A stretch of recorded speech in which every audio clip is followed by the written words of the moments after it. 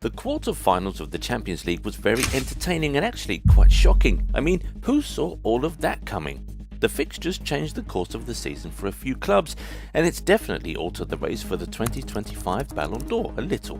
With the likes of Kylian Mbappe, Vini Jr., Jude Bellingham and Harry Kane all out in the quarters of the Champions League, their likelihood of winning the Ballon d'Or drops a touch, which gives way for new guys to join the race. And those are the guys that we want to talk about in this video today. These are 7 new players who just entered the race for the Ballon d'Or. Number 1, of course, it's Declan Rice. Arsenal's performances in the league have not been so encouraging this season, but they look like they're on a mission in the Champions League. Now they are in the semis for the first time in 16 years, and having beaten the reigning champions home and away to get there, they are kind of the favourites. And as far as the knockout rounds are concerned, Arsenal's standout player has been Declan Rice. Goal and assist over the 2 round of 16 games against PSV, 2 world-class free-kick goals against Madrid, man of the match in both quarter-final games and good midfield performances in each of those matches. Rice has easily been Arsenal's best player this season, and if they do make it to the final, he'll stand a huge chance of landing the 2025 Ballon d'Or. But he'll first have to get past Kvaratskhelia in the semis. Just months after his transfer, it already seems like the Georgian made the right choice to jump ship in January instead of waiting for summer like many advised him. He's already closed out the league title, is in the final of the Domestic Cup, in the semi-finals of the Champions League, and has now entered the Ballon d'Or conversations, joining his teammate Ousmane Dembele. Kvara is an insanely skillful player who has the ability to score insane goals and single-handedly elevate a whole team. He's been doing that since he moved to Paris, and his crazy goal against Aston Villa helped PSG secure a place in the semis. This guy is a moments player, and you know players like that are usually really loved by the Ballon d'Or and other awards. Bear in mind though, that PSG can really complete a European treble this season. If they close that out, Kvara will certainly be a front-runner for the cherished prize. Now, there's one more PSG player who just entered into the Ballon d'Or discussion. Can you guess who that is? Take a shot in the comments and we'll see if you're right soon. While you're there, if you're not yet subscribed to the channel, take a quick second to go do that right away, so that you don't miss out on our amazing content. Done? Now, back to the list. As you know, PSG are not the only team with a chance of winning the European treble this season, so can Inter Milan, so it shouldn't come as a shock that their captain Lautaro Martinez just entered the race for the Ballon d'Or. He scored home and away against Bayern Munich to help Inter secure a place in the semi-finals, taking him to 8 goals in the Champions League. What that means that he's currently in the top 5 for goals in both the Champions League and Serie A this season, so yeah, he deservedly belongs in the conversation. It probably also helps his case that he scored a beauty in the first leg of the quarter-final and was named player of the match in the second. If he can lead Inter Milan to their first Champions League triumph in 15 years, he would almost certainly become the first Argentinian, not named Lionel Messi, to win the Ballon d'Or since Alfredo Di Stefano in 1959. But he's not even the only Inter player who's recently entered the conversation, so has Alessandro Bastoni. The Italian defender has been one of the best defenders in the world for some time now, and is finally getting his recognition. He's the leader of that Inter defence and is one of the reasons they've conceded the fewest goals in the Champions League this season.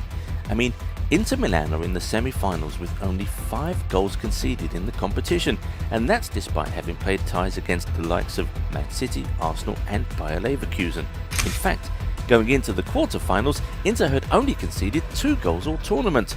For context, their semi-final opponents Barcelona had already conceded 14 at that point, while Arsenal, who are known for having a really solid defence, had already conceded 6. So yes, it makes sense that the leader of a defence like that is in the race for the Ballon d'Or. He certainly deserves to be, especially after putting up a man-of-the-match performance against Bayern Munich in the first leg of the quarters. Now, remember we said another PSG player also entered the Ballon d'Or race? Did you guess Vitinha? If you did, then you are absolutely right. Rodri winning the award last year showed us that midfielders can actually beat great attackers to the prize, which is why we're seeing conversations around guys like Pedri and Vitinha this season. If you watch PSG, you would see that everything goes through Vitinha. He doesn't get the numbers, but he is the heart and soul of the team. If he can propel PSG to their first Champions League triumph, he'd likely get a podium finish at the very least. And if he can then go ahead and win the UEFA Nations League with Portugal later in the summer, he might actually be in business. Another midfielder who might just have entered the race is Frenkie de Jong. Ever since returning from injury, he has been mint for Barcelona. He's retained his spot in the team and is now practically undroppable for Hansi Flick. But while he might have entered the race or maybe eventually make the top 10 if things go his way, I guess we can say with some level of confidence that he won't win it. Even if Barcelona go out and conquer everything, he would still be overshadowed by the more popular players in the squad. He could maybe be like Toni Kroos from last year. Everyone knew Vinny and Bellingham would always end up finishing above him, but at least he made the top 10. Finally, one guy who certainly just entered the race is Bukayo Saka. He started the season brilliantly and it looked like he was going to have an all-timer campaign, maybe even break the Premier League record for most assists in a single season. But unfortunately, injury came calling and it derailed his season. However, if we learn anything from Vinny last season, it's that injury may not matter in the end. Saka returned at the right time and has already been a massive help in getting the Gunners to the Final Four, particularly with his goal which really helped calm Arsenal nerves in the second leg against Real Madrid. If he can put up good performances in the semis, score huge goals and knock out PSG, then he'll definitely be a front runner for the award. Now, we'd still put his teammate Declan Rice ahead of him right now, but you know that this award historically favours attackers, so Saka is definitely still in the hunt. I mean, in spite of his injury, his numbers aren't even that bad. 7 goal involvements in the Champions League and 25 in all competitions. If you take into consideration only players who are still in the competition, Saka would be in the top 5 for goals in the Champions League. Also, remember that Vinny was a Ballon d'Or favourite last year with 35 goal involvements in all competitions. With a handful of games still to play in the League and Champions League, Saka could definitely get close to that. He just needs to make sure to turn up and dominate in the remaining European matches. If he does that, the star boy can really become the golden boy. But who do you think will walk home with the Ballon d'Or this year? Bear in mind that the new FIFA Club World Cup is still coming in the summer, so you can't exactly write off Harry Kane and the boys from Madrid. Anyway, whatever it is, feel free to share your prediction with us in the comments. If you enjoyed this video, give it a thumbs up and subscribe to the channel. Also, turn on the bell notification so you never miss out on amazing content like this, and we'll catch you in the next one. Bye bye.